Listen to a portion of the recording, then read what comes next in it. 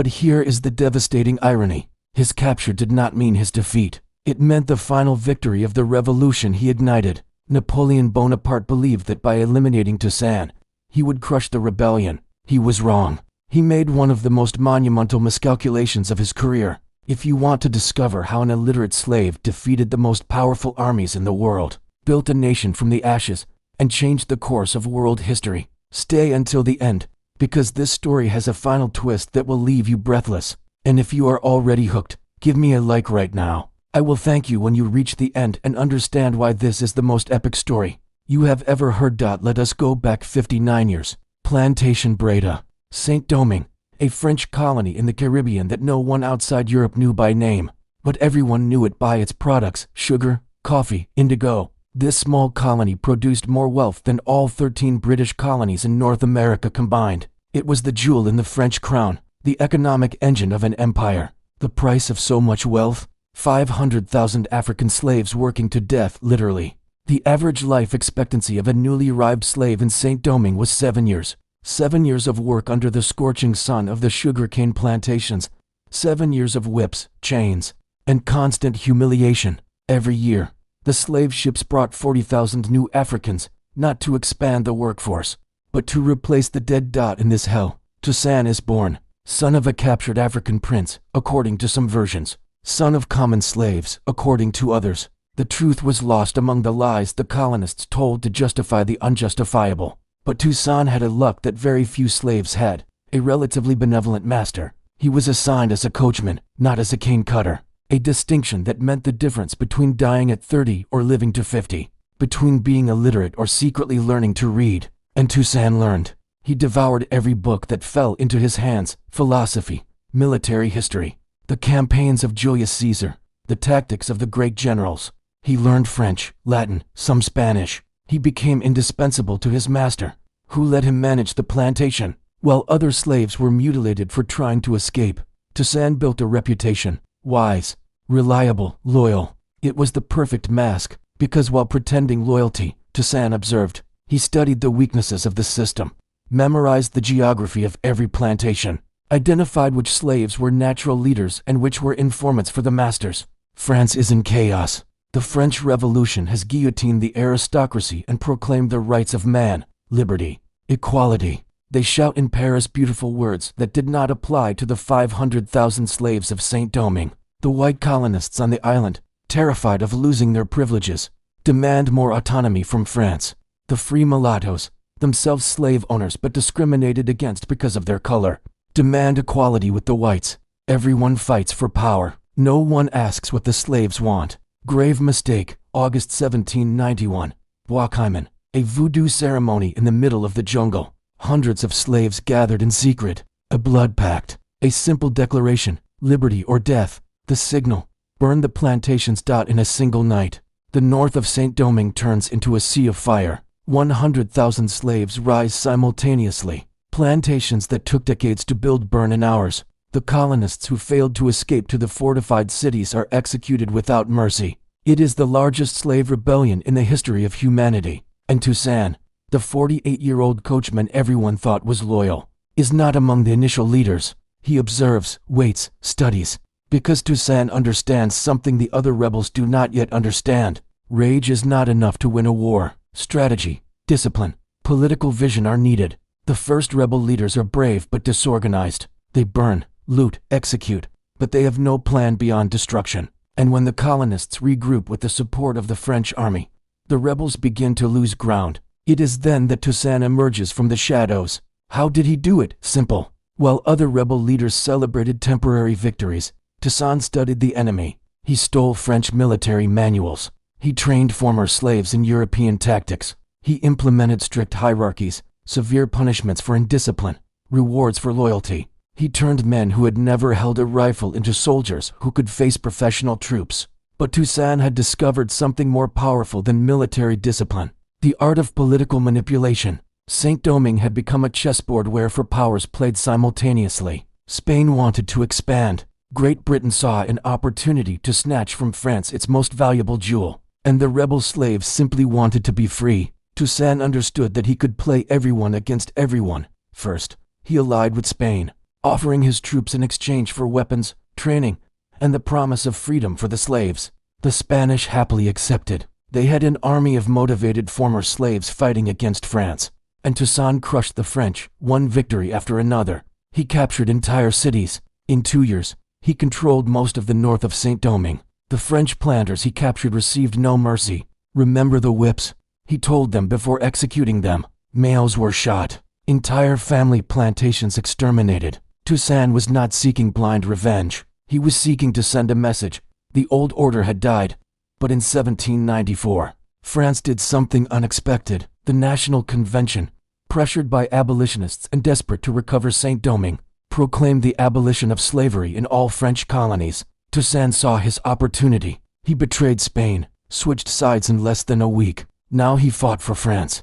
The Spanish, who had armed and trained him, were stunned. They had created a monster that now turned against them, and Toussaint destroyed them systematically. He recovered every territory Spain had gained. By 1795, the Spanish signed a treaty ceding the entire island to France, not because France defeated them, but because Toussaint had humiliated them militarily. Now only the British remained. Great Britain had sent 20,000 soldiers to Saint-Domingue, the largest military expedition they had ever deployed in the Caribbean. They wanted to turn the island into a British colony. They thought it would be easy. Rebel slaves against the most powerful army in the world. A predictable massacre. They were catastrophically wrong. Toussaint did not confront the British in open battles where their numerical and armament superiority mattered. He bled them with guerrilla warfare, night ambushes, hit-and-run attacks, poisoning of wells, destruction of supplies, and his secret weapon, yellow fever. The British died by the thousands, not from bullets, but from disease. Toussaint knew that Europeans were vulnerable to tropical diseases, so he prolonged the war. He waited, while his troops, immune to the fever, remained strong. The British rotted in makeshift hospitals. In 5 years, Great Britain lost 15,000 soldiers in Saint-Domingue, spent millions of pounds, and did not gain a single permanent territory.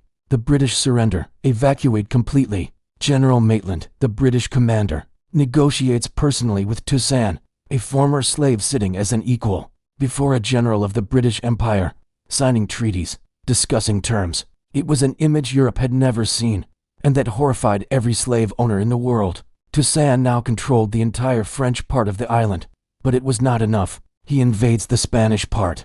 In weeks, he occupies Santo Domingo. Now he controls the entire island from Cap Haitian to Santo Domingo, a territory the size of Ireland. And then he does the unthinkable. He proclaims a constitution, his constitution, without consulting France, without asking permission from Napoleon Bonaparte, who now governs France as first consul. The Constitution declares Toussaint governor for life, with power to name his successor. Permanent abolition of slavery. But here is the twist. He forces the former slaves to return to the plantations, not as slaves, but as forced laborers under military regime. Freedom without work is ruin, he declared. Thousands of former slaves who had fought for absolute freedom found themselves back in the cane fields with miserable wages, without being able to leave the plantations. Toussaint executed anyone who rebelled against his system. The liberator was becoming a dictator, but things were about to get unimaginably worse.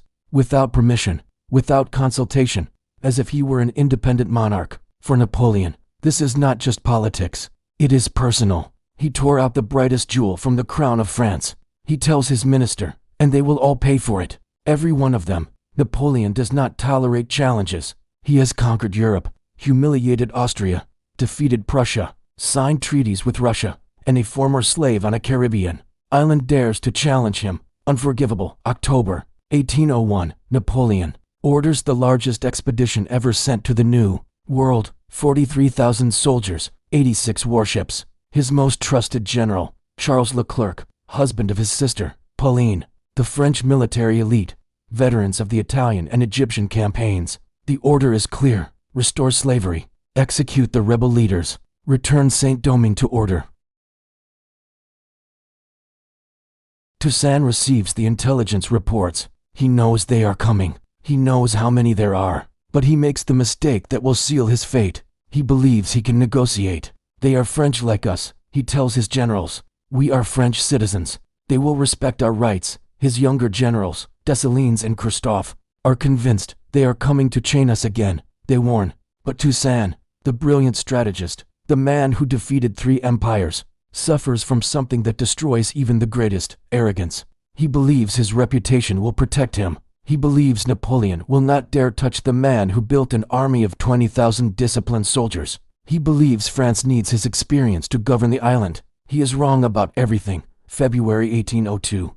The French fleet arrives on the coast of Saint-Domingue, and Leclerc does not come to negotiate. He comes to raise. The French troops land with calculated brutality. They capture the port of Cap Franquet. Toussaint orders the city burned before handing it over. If they must have Saint-Domingue, they will have ashes, he declares. The city burns for 3 days. 10,000 buildings consumed by the flames. It was the Paris of the Caribbean. Now it is a smoking skeleton. But this was just the appetizer. Leclerc implements a strategy of systematic terror. Every captured rebel is executed publicly, not with bullets, with drowning. Hundreds of former slaves are put on ships, the hold sealed and slowly sunk. Their screams are heard from the coast. We want them to know what awaits them, says Leclerc. The French troops capture entire towns. They execute any man who served in Toussaint's army. They rape women in front of their families. They burn crops, poison wells. It is total war. But Toussaint's generals resist. Dessalines fights like a demon. Every battle is a slaughter. Thousands of French die in ambushes. Yellow fever does its job again. In 2 months, they lose 5,000 men. And then Napoleon shows his dirtiest card. March 1802. News arrives from Guadeloupe, another French colony in the Caribbean.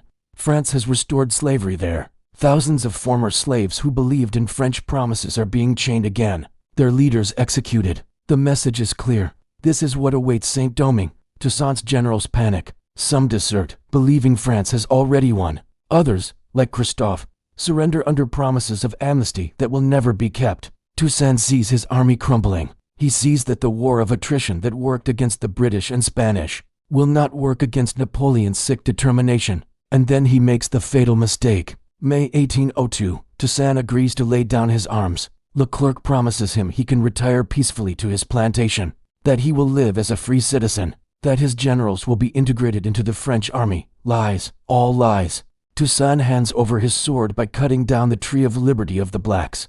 They have only cut the trunk. The roots are deep and numerous, and it will sprout again, he declares, prophetic words. But they will not save him. For a month, Toussaint lives on his plantation under surveillance. He knows he is a dead man, but he does not try to escape. His pride prevents him. He believes that his word, his honor, means something. Leclerc receives direct orders from Napoleon. Eliminate Toussaint. He cannot remain alive to inspire future rebellions. June 7, 1802, midnight. A detachment of French soldiers surrounds Toussaint's house. They tell him that General Leclerc wants to meet him to discuss administrative matters. Toussaint knows it is a trap. His children beg him not to go. His wife cries. But he goes, because even now, on the edge of the abyss, Toussaint Louverture believes that the rules of civilization will apply to him. They do not apply. He is immediately arrested, chained, put in the hold of a ship along with his family. In 72 hours, the ruler of the Caribbean is a prisoner heading to France. He will never see the tropical sun again. The fall was faster than anyone imagined. To Fort Dieu, the man who survived the scorching heat of the Caribbean, who slept in mosquito-infested jungles, who marched under the tropical sun for decades, now shivers with cold in a stone cell. The temperature never rises above 5°C. The walls drip constant moisture. There are no windows, only a slit through which light enters for 2 hours a day. The cell measures 4 meters by 3 meters. There is barely a rotten wooden bed and a bucket. This is the place where Napoleon Bonaparte decided that the liberator of Saint-Domingue would spend his last days. The guards have strict orders, total isolation. No visits, no letters, no news from the outside world. They want Toussaint to die alone, forgotten, without knowing if his revolution survived. They give him a ration of hard bread and water, sometimes cold soup. Toussaint, accustomed to the tropical climate, develops pneumonia in weeks. He coughs blood, constant fever, chills that do not stop. But the worst is not the physical suffering. It is the silence. Toussaint writes desperate letters to Napoleon, Citizen First Consul. I have served France faithfully. I abolished slavery in your name. I defeated your enemies. This is my payment. The letters never reach Napoleon, or if they do, he ignores them. April 7, 1803, 8 in the morning. A guard enters Toussaint's cell to deliver his bread ration. He finds the body of the ex-governor sitting in a chair, rigid, with his eyes open, staring at the stone wall. Toussaint Louverture has died of cold, hunger, and abandonment, exactly as Napoleon wanted. The man who freed 500,000 slaves died chained in a French cell. The irony is so cruel it hurts. Napoleon celebrates. The problem of Saint-Domingue is solved, he tells his ministers. But he is monumentally wrong, because while Toussaint died in the Alps, something extraordinary was happening in Saint-Domingue. His generals, Dessalines and Christophe, the men who begged him not to trust France, discovered Leclerc's secret orders, documents that confirmed what they always knew. France planned to restore slavery. Every former slave would be chained again. Black military leaders systematically executed. The betrayal of Toussaint was not an isolated incident. It was the plan from the beginning, and something broke. The rage that Toussaint had contained with discipline and strategy now exploded without control. Dessalines proclaimed a war of extermination. No more prisoners, no more negotiations, death to all the French. And he kept his promise. October 1803. Dessalines' troops massacred the French with a brutality that makes previous atrocities seem merciful. Planters, soldiers, civilians, it did not matter. If you had white skin, you died, and yellow fever did the rest.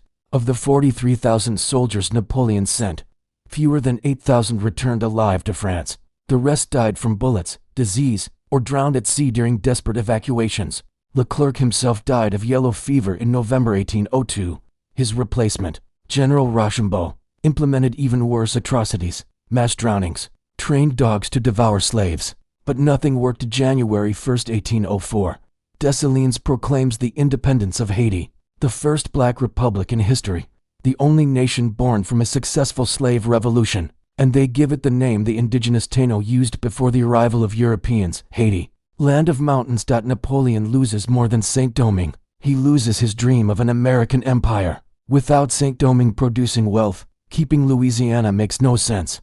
In 1803, he sells the entire territory to the United States for a fraction of its value, $15 million for 2 million square kilometers, the largest land purchase in the history of the United States. The map of America changed because former slaves defeated Napoleon's army. The expedition to Saint-Domingue cost more French soldiers than many of Napoleon's European wars. It was his first catastrophic defeat, a harbinger of what was to come in Russia and Waterloo. But Haiti's victory came at a devastating price.